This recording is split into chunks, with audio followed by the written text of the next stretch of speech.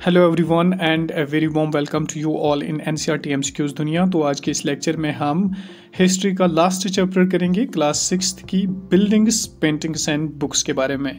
तो चलिए स्टार्ट करते हैं। Question number 1, in which T is the iron pillar of Mehrauli located. कहते हैं कि किस टी में आयरन पिलर पाया गया, किस टी में आयरन पिलर फाउंड किया गया। तो इसका राइट आंसर जो होगा वो होगा दिल्ली में है मेहरौली, तो वहाँ पे ये फाउंड किया गया। क्वेश्चन नंबर 2, हु कंपोज्ड सिलप्पा दी कर्मा। सिलप्पा दी कर्मा एक तमिल इपिक थी, इसको किसने कंपोज किया? तो इसका राइट आंसर होगा आइलैंगो ने तकरीबन 1800 ईयर्स एगो इसको कंपोज किया था। तो question number 3, what is the height of the iron pillar. जो दिल्ली में आयरन पिलर पाया गया उसकी हाइट क्या थी? तो इसका राइट आंसर होगा 7.2 मीटर्स। तो और इसका जो वेट था वो था तकरीबन 3 टन से ज़्यादा। Question number 4, what does stupa mean. कहते हैं कि स्टूपा का मतलब क्या होता है? तो स्टूपा इस तरह का होता था, कुछ बना हुआ बुद्धिस्ट्स के दौर में। तो स्टूपा कहते हैं माउंट को। Question number 5, name the wall where people could assemble. कहते हैं कि जो हॉल होता था टेम्पल्स में जहाँ पे लोग जमा होते थे तो उसको क्या कहते हैं? तो राइट आंसर इसका होगा मंडप्पा। मंडप्पा में लोग जमा होते हैं। Question number 6, what is the प्रदक्षिणा पाथ। कहते हैं कि प्रदक्षिणा पाथ क्या होता था स्टूपा में? तो इसका राइट आंसर जो होगा वो होगा ये एक सर्कुलर पाथ होता था जिसमें क्लॉकवाइज लोग घूमते थे। फॉर एग्जांपल अगर ये स्टूपा था तो यहाँ से एक सर्कुलर में एक पाथ बनाई जाती थी जिसके ऊपर सर्कमएम्बुलेट करते थे लोग, इर्द गिर्द इसके घूमते थे क्लॉकवाइज में। तो question number 7, Durga temple around 1400 years ago found in. कहते हैं कि दुर्गा टेम्पल जो है वो 1400 ईयर्स तकरीबन कहाँ पे फाउंड किया गया? तो इसका राइट आंसर जो होगा वो होगा आईहोल। आईहोल इसका राइट आंसर है। Question number 8, who composed Meghaduta. कहते हैं कि मेघदूता किसने कंपोज की? तो इसका राइट आंसर होगा Kalidas.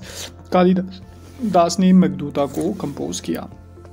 Question number 9, an epic Bhagavad Gita is related to. कहते हैं कि भगवद गीता जो है वो किसके रिलेट है? तो ये है श्री कृष्ण जी के रिलेटेड। इसके बाद question number 10, dash dash are grand long compositions about heroic man and woman and include stories about gods. कहते हैं कि कौन सी बुक्स ऐसी है जो लॉन्ग कंपोजिशंस होती है, बड़े बड़े कंपोजिशंस होते हैं और इनमें स्टोरीज होती हैं heroic man and heroic womens की और गॉडेस की। तो इसका राइट आंसर होगा इपिक। तो इपिक्स होती है जिस तरह से महाभारत है, रामायण है या पुराना है, तो इन इपिक्स में इनकी बात की गई है। Question number 11, monolithic temples are found at. कहते हैं कि मोनोलिथिक टेम्पल्स कहाँ पे पाए गए? तो महाबलीपुरम में मोनोलिथिक टेम्पल्स पाए गए।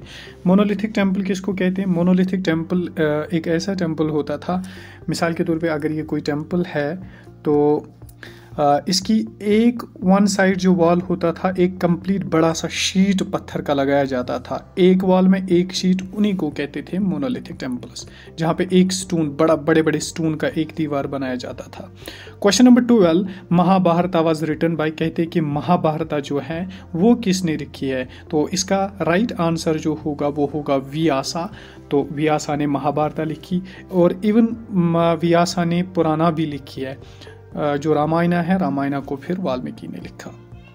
Question number 13, Bhitargaon where an early temple is found is situated in the state. अब कहते हैं बीतरगांव जहाँ पे अर्लीस्ट टेम्पल पाए गए तो वो कहाँ पे है? तो बीतरगांव का राइट आंसर होगा उत्तर प्रदेश में है बीतरगांव।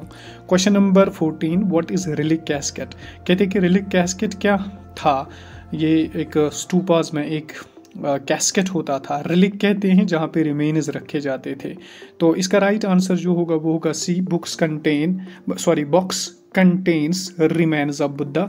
जहाँ पे रिमेन्स ऑफ बुद्धा वहाँ पे बहुत सारी चीज़ें रखी जाती थी, यानी दांत, कान या इसी तरह से हैंड्स वगैरह, या जब वो मर जाते थे तो, और इसके साथ साथ वहाँ पे प्रीशियस स्टोन्स वगैरह भी रखी जाती थी। ये एक स्टूपा के अंदर एक सेंटर में एक बॉक्स होता था, इसको कहते थे रिलिक कैस्केट। तो question number 15 who composed Manimekalai. Manimekalai क्या थी? ये एक तमिल इपिक थी। इसको किसने कंपोज किया? तो इसका राइट आंसर होगा सतनार ने।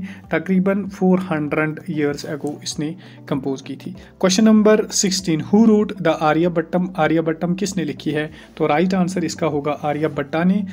तो आर्यभट्टा ने एक और किताब भी लिखी है, उसका नाम है शून्य Siddhanta.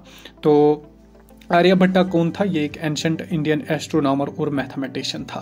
Question number 17 in which language were the Puranas written. कहते हैं कि पुरानाज किस लैंग्वेज में लिखी गई थी?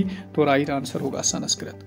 Question number 18 who are the god and goddesses who statues are worshipped in temples. कहते हैं कि कौन से गॉडेस थे जिनके स्टैचूज की वर्शिप की जाती थी टेम्पल्स में? तो इसका राइट आंसर जो होगा वो होगा ए, तो शिवा, विष्णु एंड दुर्गा। इसके अलावा पार्वती को भी पूजा जाता था। Question number 19 Ramayana was written by. In Sanskrit में रामायण किसने लिखी? तो इसका राइट आंसर जो होगा वो होगा Valmiki. Question number 20 Mahabalipuram is famous for. कहते हैं कि महाबलीपुरम किस लिए फेमस है? तो महाबलीपुरम जो है वो फेमस है टेम्पल्स के लिए, वहां पे टेम्पल्स पाए गए। Question number 21 which was the capital of Kosala. Kosala की कौन सी कैपिटल थी? तो इसका राइट आंसर जो होगा वो थी अयोध्या, इनकी कैपिटल थी कोसाला की। क्वेश्चन नंबर 22 और राम जो था वो अयोध्या का प्रिंस था, यानी कोसाला का प्रिंस था। Question number 22 the Puranas were written as earlier as. Puranas कब लिखी गई? तो इसका राइट आंसर होगा 1st सेंचुरी BC, यानी 1st सेंचुरी BC में लिखी गई Puranas. Question number 23 paper was invented by. Paper को इन्वेंट किया काई लून ने, ये चाइना का था। तो तकरीबन 1900 ईयर्स अगो काई लून ने पहली दफ़ा पेपर को इन्वेंट किया। क्वेश्चन नंबर 24 इसका गर्भगीरा इज ए पार्ट ऑफ। कहते हैं कि गर्भगीरा या गर्भगीरा जो था वो किसका पार्ट था? तो वो टेम्पल्स का पार्ट था। गर्भगीरा क्या होता था? ये एक एरिया होता था टेम्पल में जहाँ पे चीफ डीटी यानी चीफ डीटी की इमेज को रखा जाता था और प्रीस्ट्स वहाँ पे इबादत या रिचुअल्स करते थे। अच्छा, इसके बाद क्वेश्चन नंबर 25 एंड ये लास्ट वाला क्वेश्चन होगा। अगर सेशन अच्छा लगे तो सेशन को ज़रूर शेयर कीजिए और कमेंट भी कीजिए और लाइक करना ना भूलिएगा। पुराना लिटरली मीन, पुराना का लिटरल मीनिंग क्या है? तो पुराना जिस तरह हम उर्दू में कहते हैं ये पुराना है, तो राइट आंसर इसका होगा old. Thank you so much. Video अच्छा लगे तो दोस्तों के साथ ज़रूर शेयर कीजिए।